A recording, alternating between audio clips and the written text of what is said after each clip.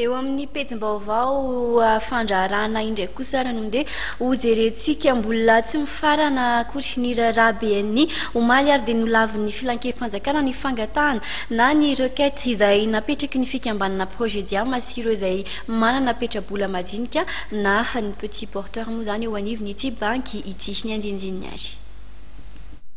Mitohatra ny adihevitra samihafa mikasika ny famarotan'ny vondrona Crédit Agricole ny petrabolany ao amin'ny BMI amin'ny consortium IOFHL izay ahitana ny orinasa Ciel Investment sy First Imo.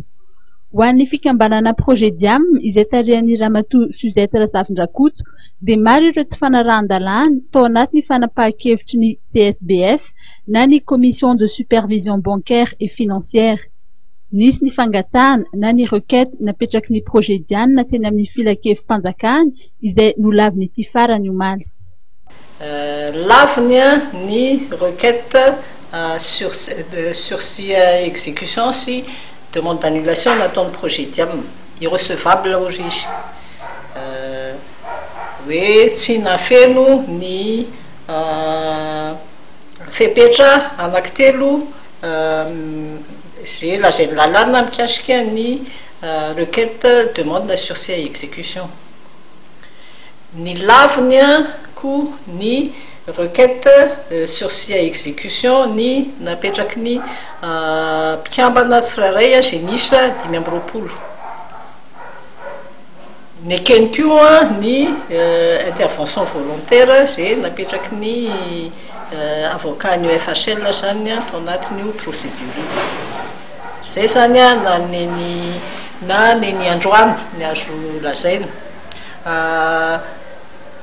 Tao koa zany nisy solitena ny direction de la législation et de contentieux io direction io moa zany le mpisolitena ny miaro ny tombontsoan'ny fanjakana.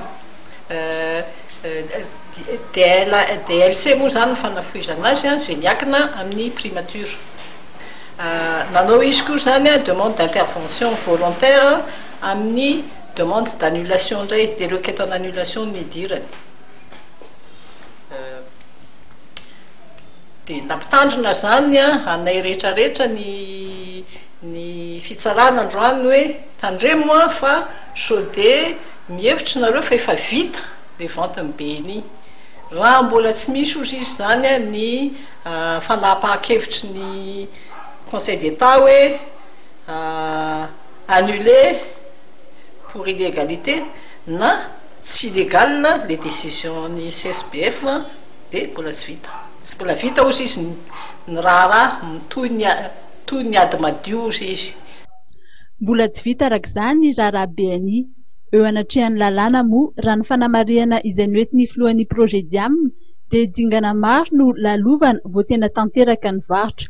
Ilaina ohatra ny taratasy fanasoniavana ny fifanarahana ara-barotra, ny fanaovana ny antsoina hoe enregistrement sy ny fanefana ny droit d'enregistrement raha tsy laza afa-tsy ireo.